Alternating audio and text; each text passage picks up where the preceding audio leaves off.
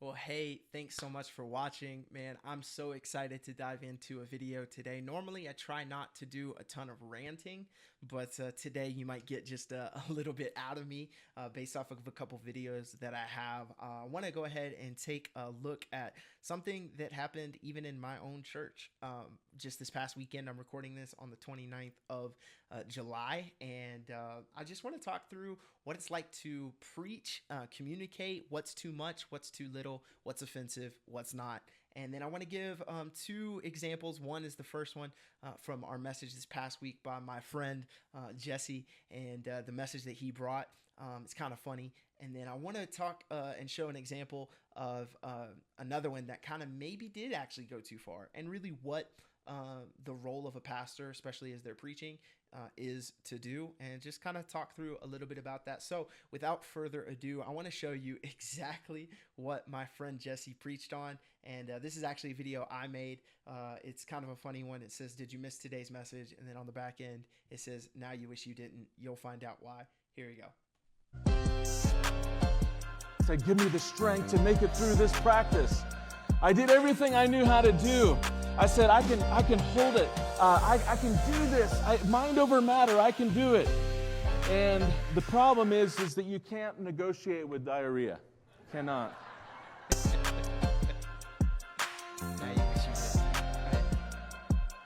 So it's kind of a fun little promo thing that I did just for funny, laughs. And hey, make sure you go back and watch this message, because if you're talking about diarrhea, clearly there's something there that you're going to want to go back and watch. How does that tie into scripture? And Jesse did a great job throughout that message of really talking about what it looks like, what our freedom looks like, how we should respond to grace, all of these things, and did a really great job of communicating the word. And sometimes when you use language like this, or when you talk about things that maybe are a little bit taboo, or things that people would see inappropriate, you can get a lot of people who are traditional to either take offense or go, "Hey, I didn't like that," or whatever.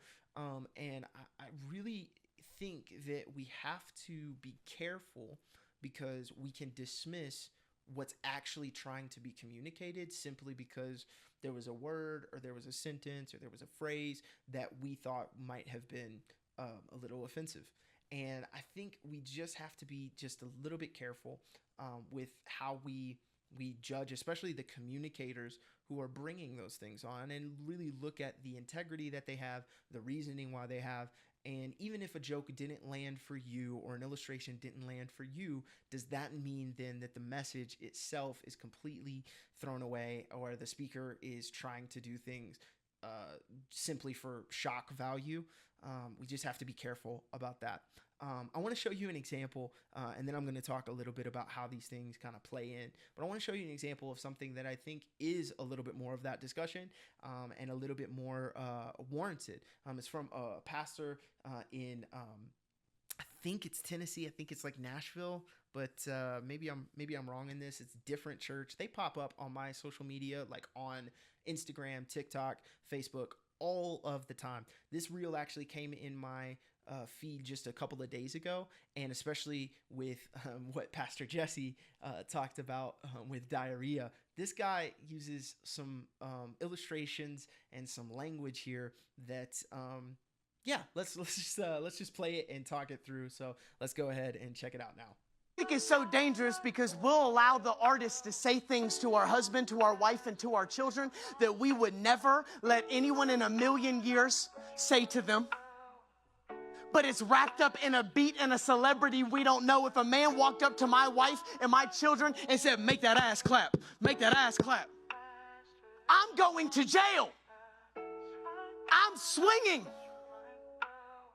But the moment my daughters get in the car, and I press play to my playlist, and I let that man speak over my wife and my daughters, miss me.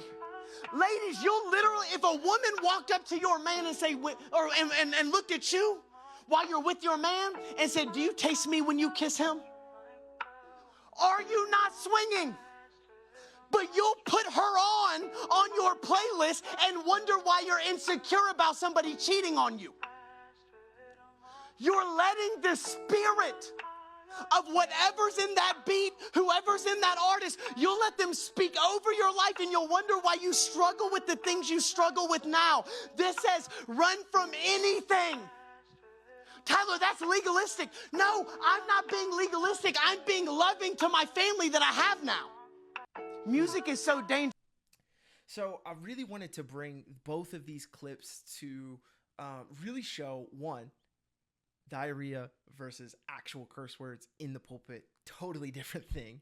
And so if somebody were to maybe think that it's not tasteful or think that it's inappropriate, definitely can get worse. And we've seen other clips, man. I could have loaded up a bunch of them. I mean, there have been so many controversies with people speaking or misspeaking or drawing illustrations that are too far, and all of this. And to all of this, I think the main gist of what I'm trying to get to, and I'm not trying to rant, I'm trying to actually bring something substantive, is this. We have to understand that just because we're peering through a reel or peering through a clip of a message, we're not understanding the full context of the congregation, the relationship between the speaker and the congregation, what that congregation needs, what they're offended by versus what they're not.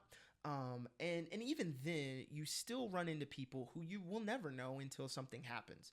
And that's kind of the problem, is there's too much speculation a lot of times with the way that people speak.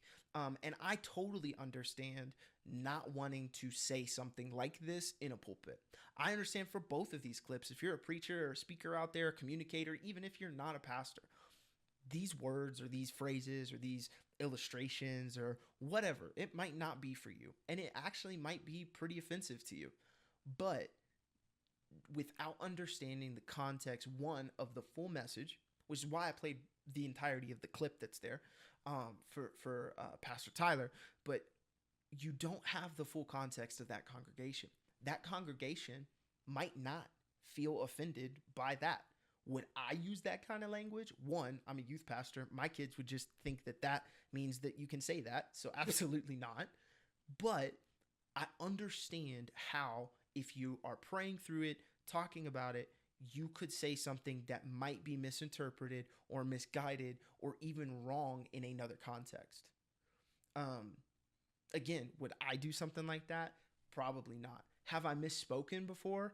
Absolutely. You know, there's a lot of times where you preach or you speak or you teach and you do something and somebody, you know, you get a scripture reference wrong or you get an illustration wrong. There was one time I couldn't think of another word, and so I literally used poop. And like, people thought that was the funniest thing in the world and they thought it was hilarious. And like, I just couldn't think of another word. And admittedly, I really wasn't prepared for where I was going, and that happened. But does that mean that the fruit or the main priority of the message that's being spoken should be completely disregarded and thrown out? I don't think we need to be that dismissive. Again, there's a time and place to have these kind of conversations in depth. And just watching a video and reacting to it definitely isn't that place for me.